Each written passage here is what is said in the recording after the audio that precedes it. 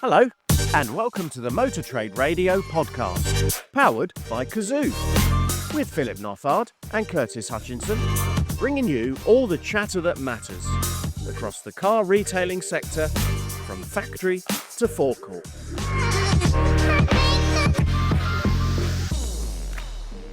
Hello and welcome to this weekday Motor Trade Radio episode. Today we're delighted to welcome back friend of the pod, Steve Young, Executive Chairman of ICDP, the International Automotive Retailing Consultancy. And as regular listeners will know, Steve is also the Managing Director of Auto West London, the Omoda and Jaecoo business, which opened in March 2025 and marked the UK debut of Chairman Automotive, Turkey's biggest dealer group. In the first half of this pod, we'll get Steve's take as an industry analyst on a couple of car retailing news stories making the headlines.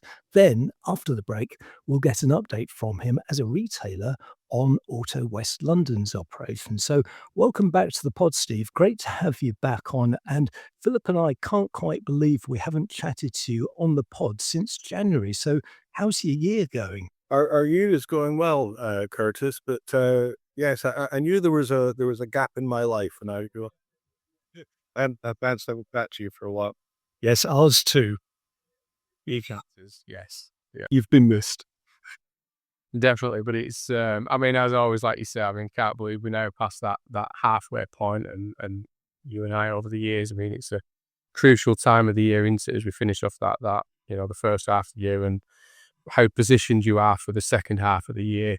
But yeah, it's been a busy year so far, and the politics and economic climate are not ceasing to continue to throw challenges at us, is it, Steve, in many ways?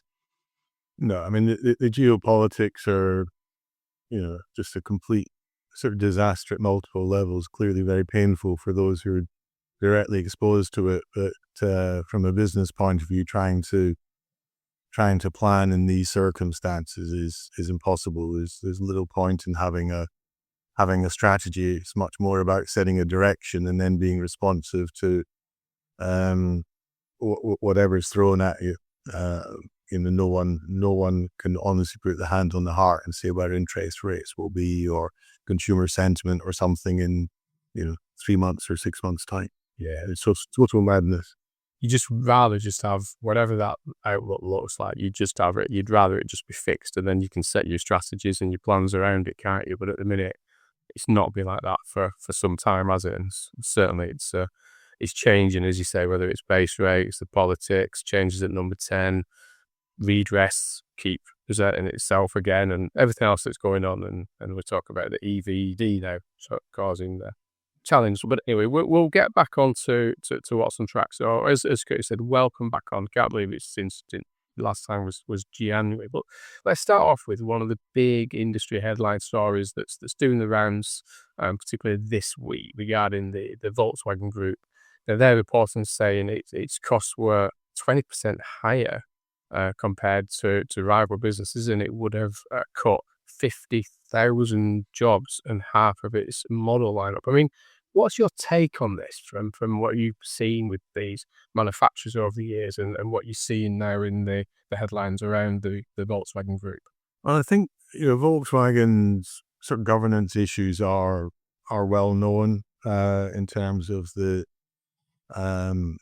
influence of the family shareholders and also then the role of the state of Lower Saxony and the worker representatives on the board and how that affects decision making. So I'm not sure that anyone actually takes on the CEO position with any expectation of lasting more than 2 or 3 years, because eventually you come up against this obstacle of a board that completely fails to recognize reality, the head firmly stuck in the sand. So, that's not new news, but Volkswagen,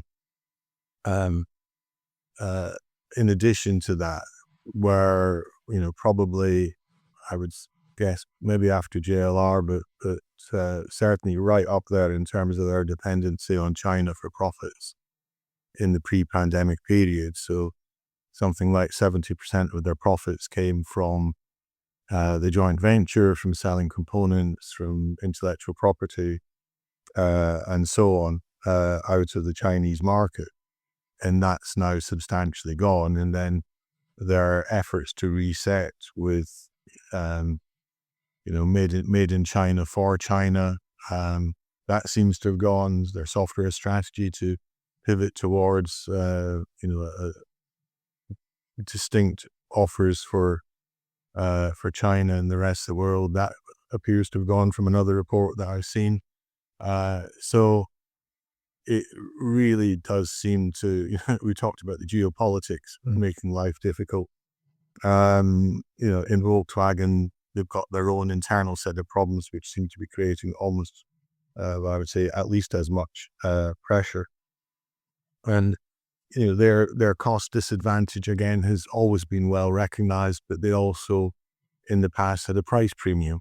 Something like a Golf compared to an Astra or a Focus. Then there was a price premium there which helped to cover that up, and that is probably being eroded by the general higher level of competitiveness in the market. But the issues with governance, with the board being unwilling to actually take tough decisions, I think has been a long-standing problem.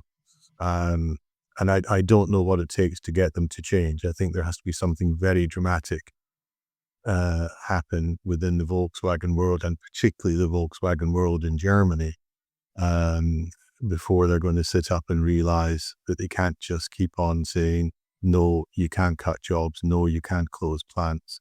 That is just digging an even bigger hole the whole time.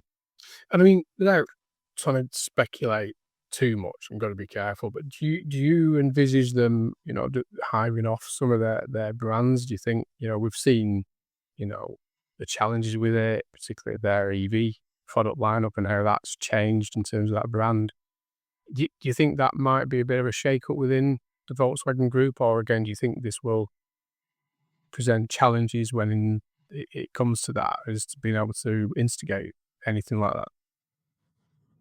Well, they've done a little bit round the fringes with, with Bugatti, for example, and sort of marine engine business, for example, was sold recently for a handsome sum of money. So they've done a little bit on that. But if you look at the car brands that we all tend to focus on more, then I think, to give credit to Volkswagen, they've done a pretty good job over the years of differentiating the brands, even if objectively you say actually there's not much difference between a Skoda and an Audi, so why pay the extra money? The obvious one, which has been pointed to a few times, is Seat. Where does Seat go? Does it have a place? To be honest, I'm not sure how important or how influential that would be on cutting the cost base, because it's a long time since the only product coming off the line at Martorell were Seats. You've got a variety of product coming off. You've got Seat and Cupra being made in plants outside of Spain and so on. So there's the only advantage would be that you'd save something in terms of the maintaining the brand in the market. The promotion, the advertising, the related headcount, but I think that's sort of small beer. And the axing half the product line, as you mentioned, yes, you can do that as well. Take out some of the we'd be at a Volkswagen Tego in his part exchange. I never even heard of a Tego, and no one goes to search for it. So you know, it won't surprise you to know that it's stuck around for quite a while. So there are some opportunities to cut back on the the product complexity. I think a lot of the complexity, and this goes back to my previous consulting days, is not so much in terms of model lineup, but in terms of the options and the build complexity. That when you look at something like a Golf or a BMW 3 Series or something, and then compare that with a Toyota or a Kia or a Jaecoo, then there's a massive amount of complexity, all of which has to be engineered. All of the supply chains need to be in place, and you'll build one particular combination once in the odd few thousand years. So that's probably where the opportunity is. I don't think that you need that complexity to satisfy modern customers. And Steve, moving closer to home, last weekend on the pod, we reported that Skywell's importer, Innovation Automotive, had pulled out of the UK, with the Chinese car brand, which has 16 dealers, now looking for a new importer. Now, you wrote a blog on this last week and identified some of the pitfalls facing new entrants and the dealers who sign up with them. What do you think are some of the lessons that can be learnt from this? Well, I think Skywell is quite a useful case because, as you said, there were only 16 dealers, and those 16 dealers were mainly sort of used car traders, putting their toe in the water, and their real exposure was relatively small. My main concern would be that the tabloid press will pick up on it and say Chinese dealer brand goes bust, without referencing the scale or anything else, and it then has a ripple effect through the whole industry. But it was fairly clear to me from the beginning that Skywell wasn't going to work in the UK, and I think there's some fairly straightforward tests that you should apply as a dealer or as a software provider or logistics partner or anyone who's going to be doing business with a new entrant brand. And that's things like how much skin in the game has the OEM got, not the distributor, but the actual OEM. So how committed are they to the market? How strong are they at home? Because you can't build a house on sand. Do they have a solid pipeline of product that's coming through to actually give you good market coverage to get your dealership full? Now are they working with credible local partners? Are they recruiting people that you might know from one of the major brands? And Skywell fails on all of those tests. And I'm reminded of the the analogy that people draw between about in a full English breakfast, with the pig and the hen, who's committed, who's involved, and you want to work with the pigs. You want to work with the ones who've got skin in the game. Not with someone who can disappear off or has never really been here in the first place. It's a big venture to bring a new brand to market. Many people will either have been to Goodwood at the weekend or seen the images of BYD's presence, and that stand apparently cost over £5 million. Yeah. And you also saw BYD's huge expenditure on the Euros a couple of years ago, which got significantly higher brand awareness than any of the other new entrants at the time. And that's what you're looking for before you're going to put your own money and your own time, your own management resources behind a new brand. Yeah, definitely. So we'll be back with more from Steve after the break. You're listening to All the Chatter That Matters on the Motor Trade Radio podcast, powered by Cazoo. Steve, we couldn't have you on without sort of talking about your other job. I don't know how big a part of the share is now between your ICDP role and your job as MD of Auto West London. But the Omoda and Jaecoo business in Chiswick, which opened, as Curtis said at the start, March 2025, which I suspect seems a very, very long time ago currently. The SMMT latest registration figures for Jaecoo and Omoda showed, let's call it remarkable growth in both June and the first half of the year, as well as the JQ7. It's now the third best-selling car so far this year. It's now ahead of the Qashqai, the Golf, and the Mini. What was this all reflected in what you saw in your business, or are you seeing slightly different things of where you are and where you operate? No, not at all. It has been quite remarkable, and there's no question, and this is no disrespect to any other brands, but we could not have done what we've done at Auto West London if we'd not been partnered with Omoda and Jaecoo. We've just been able to ride that particular dragon and push the business forward much, much more aggressively than we would have been able to do with any other brand. So that's, we've got a great team here, but it's a great team that's working with a brand that's just caught the moment. And so, if I look at, you talked about June, our June numbers were up, by 2/3 in volume terms compared to last year. Last year, June, we probably had sales team of 4 or 5. We've now got 8, excluding the management, and they're all busy, from early till late. We've got a 2-month order bank.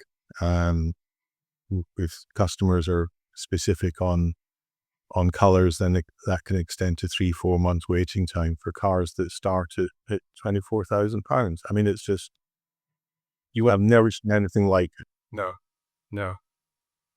Like you say, order banks on that sort of price product, they're normally sat in compounds just ready to go within the same day, if not 24 hours of that day, aren't they, at that sort of level. But as you say, that's phenomenal. 2-month order bank, that sets you up extremely well as we head towards September. Yeah, the only challenge we have is just getting the cars physically, to the dealership. Yes. Because, I was seeing, some of the higher level stats on the growth of Chinese car exports, from last year to this, and their expectations, and Stella Lee wanting to make BYD bigger than Toyota in Stella Lee's boss. Yes. In 4 or 5 years' time. And you think about that, it's 2 years to build a roll transporter, roll on, roll off, ship. And so the ramifications go, far beyond, shall I hire another salesman, or, do I need a bigger dealership? We also need a whole fleet of ships to get the cars here, and the logistics capacity in place to distribute them. So it's just an absolute breakneck pace. And because the routes are different and so on, then it's not a question of being able to take up spare capacity from elsewhere. Having a spare train in Germany operated by Deutsche Bahn doesn't help us to get cars from China. Yeah. As well as from your perspective, you landed right at the start of this growth, didn't you? This gave you no time to slowly start to develop and build. This is kind of, you landed, and it was, you were on your way, feet running, and it started. No, which is good, because obviously, the implications of having a nice, slow, comfortable ramp up is that you're also burning cash. And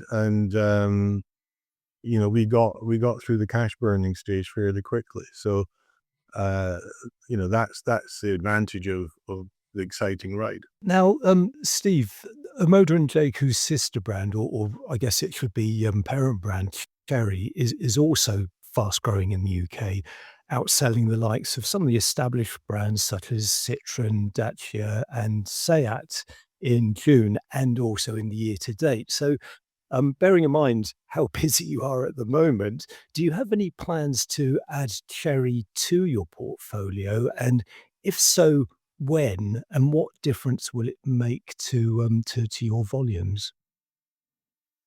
I think, yeah, you said it's a parent brand. I think maybe there's one area the Chinese could do slightly better job on is brand management, because we have we have Chery the parent and Chery the brand, and Geely the parent and Geely the brand. So Yes. but setting that small problem to one side and is a small problem compared to that those that some other manufacturers face. Chery has got off to a great start. We would like to represent Chery. Clearly, the secret's out that these are good brands for a retailer to have. That you can get to profitability and get a return on investment in relatively short order. The disadvantage then means that we don't have long period of time to gradually build up an Omoda Jaecoo, cluster of dealerships. Lots of locations have gone in the area of interest for us, and so you then end up looking at other brands. And I'm not going to suggest that the Chery Group has got the Midas touch, and every single brand that they bring will be a same success as OJ or Chery, but we've got to know them. It's a good working relationship. We're talking to other Chinese brands, and we're talking to some established brands, because we want to have a degree of risk management within the portfolio. So we're looking at Chery. It's already in the market. We're looking at other brands that are still coming, again from Chery Group and elsewhere. And if there's a lesson that we've learned over the last few months, it's been that you need to be ahead of the curve. You can't wait, particularly where we are in West London and the sort of surrounding areas. You can't wait and say, oh, here's an opportunity, let's go find a location. That's just it's for the birds. There are probably only 25 franchise dealers in sort of the western half of London within the M25, and a chunk of those are owned by the manufacturers, or the sites are controlled by the manufacturers, like Trust Ford, Stellantis, and you, and so on. So it's all about finding property. It's I've done an awful lot of miles on street view, and I've done an awful lot of miles by road, cruising up and down the arterial roads, trying to find suitable opportunities where we can create a dealership and then propose that to one of the manufacturers. So it's tough. Dealership sites don't grow on trees.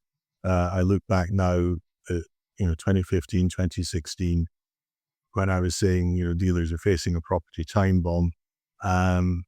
Not at the moment.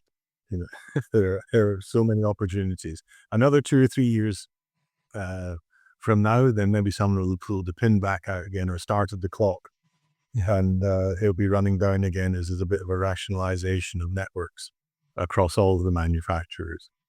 But for the moment, property is king. Yeah, I can. It's definitely is. I think it's like you say. It's open points and new entrants and switching brands, switching ownership. But so yeah, I mean, back in January when we last caught up, we had a chat about the launch of the OJ approved used car program for the brands, and how is that starting to bed in? Because obviously all the questions that seem to be towards some of these manufacturers is their used car strategy and things like this, and how is the used approved scheme for Omoda and Jaecoo starting to support your business as a retailer? I mean, we're part of it, but it's relatively small scale, because the volumes are low. The Omoda Jaecoo's not pushed that hard into the fleet segment compared to say somebody like MG, which is good for residuals. But there are some young used cars around that we're generating from ex-demo, from employee cars, and those are going into the OJ approved program. But the reality is that our used car business either comes from Auto Trader, that we all sort of love and hate at the same time as dealers, but they do a great job, and there's lots of useful stuff that comes out from Auto Trader in terms of data and insight.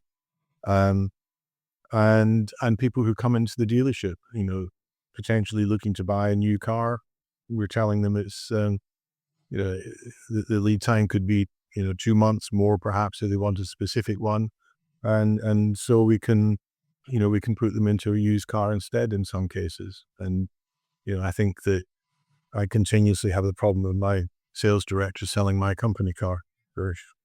Yeah. Seems to be the way, doesn't it?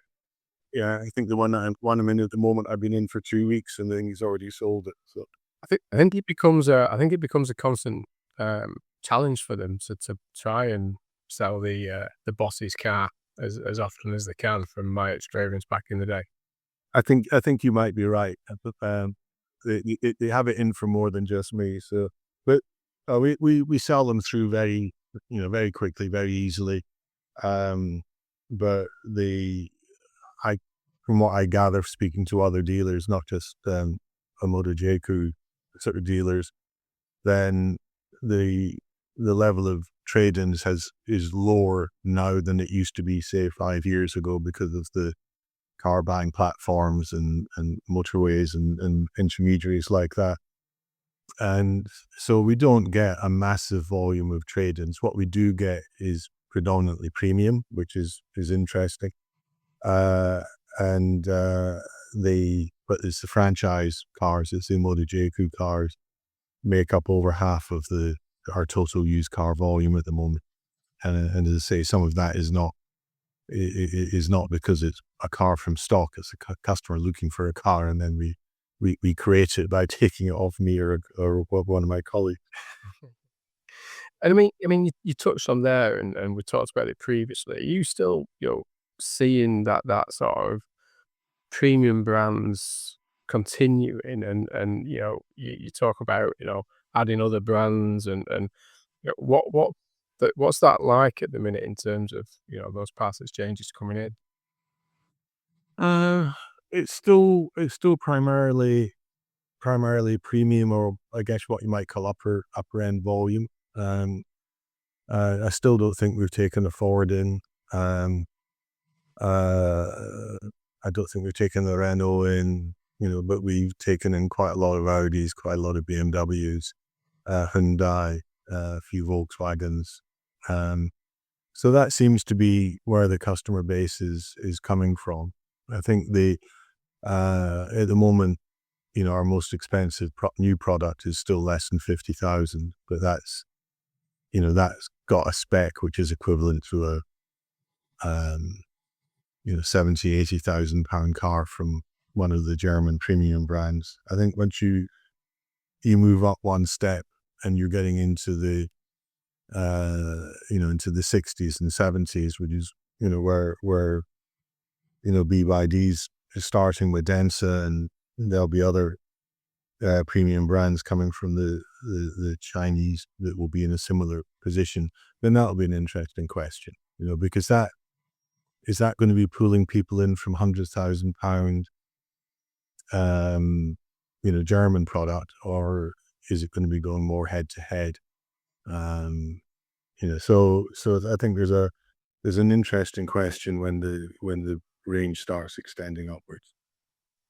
And finally, Steve, a nice topical one for you. As a retailer, what impact have these back-to-back heat waves and the World Cup had on customers? Have they been unwelcome hurdles in terms of inquiry levels and buying trends? What are you seeing? Not really. I mean, the showroom's air conditioned, offices are air conditioned, so we're in a slightly better situation than perhaps you were in the broadcast over the last 1 or 2 weeks. And so the customers still come in. I'm not saying they come in for the aircon, but it certainly doesn't seem to deter them. The World Cup, as far as I know, the only dealership in the country with a cinema. So as an inheritance from Tesla, we have a 36-seat cinema. Okay. And we have been putting the World Cup on in there, when obviously not at 1 o'clock in the morning. Some of these evening fixtures we've had on, and we've had customers who've been downstairs and completing a deal at 6 o'clock or 6:30 or something, and come up and joined us. So it's become sort of a little bit of an impromptu piece of added value for the customers, and come and buy their car, and when it's done, they can celebrate watching the football. So I think we had France, Spain on last night for mainly for our team, and I'm sure they'll be sat there tonight at 7 o'clock. There's always some of the team who are still around at that time. They're not rushing to get home when there's a match on in the cinema then? Well, it's in the cinema, it's air conditioned, and in London it could take you an hour to get a relatively short distance home. So you don't want to miss the first goal, do you? Will you be serving ice creams there, Steve? Not me personally, no. But we are doing a customer event next week at Chiswick Cinema, because Omoda and Jaecoo have sponsored the Odyssey. So we're taking over the local cinema for an evening as a test drive promotion, and so I might have to get the ice creams out for that one. Definitely. Well, let's see how we get on this evening then, Steve. I mean, as always, it's an absolute pleasure to have you on. I mean, giving that perspective in terms of that overall market, particularly in that distribution OEM sector, and then obviously now in your role since March of last year in that sort of front end operational, feeling the pains of politics and the economy and everything else that we talked about earlier. So I mean, a huge thank you for giving up your time today. And I just want to take this opportunity just to say thank you for your continued contribution into Insight Quarterly that I'm involved with, and that's live today. So I appreciate your time and support on that as well, whilst I have that opportunity to give you a shout out on your support with that. No, it's always a pleasure to help, and thank you to both of you for welcoming me back here. I love listening to it, usually while I'm doing a bit of DIY or getting my car fixed or something like that. My classic car, I hate it so So yeah, the motor trade bid viewers and Sell that on you as well, Steve. Great. Don't take that into work. They might be selling that behind your back if you're not careful. well, only because I was too busy. I've not had a chance to bring it into work, but it was my intention to bring it in and put it through the MOT. But my MOT tester has told me that he's convinced he's going to fail it. He said that he doesn't believe that a 50-year-old car can possibly pass an MOT. But That's a challenge if I've ever heard one, Steve. yeah, well, I'm up your neck of the wood at the weekend, sort of doing a rally up in County Durham and that sort of area. So I'll wave to you as I go past. Maybe that's what it is. Or you might see me at the side of the road, and you can. I'm going to say, yeah, we'll watch the RSD or the Avon. Yeah. What is it? 1972 Datsun 240Z. Oh, very nice. Oh, very nice indeed. And the colour? What? Red. Okay. So Yeah. Good. yeah, so it's a proper car. Yes. Yeah, I remember those all too well. But yeah, fantastic. Well, good luck with the rallies, Steve. We wish you well. But that's all for now. So many thanks for joining us for this special Motor Trade Radio podcast.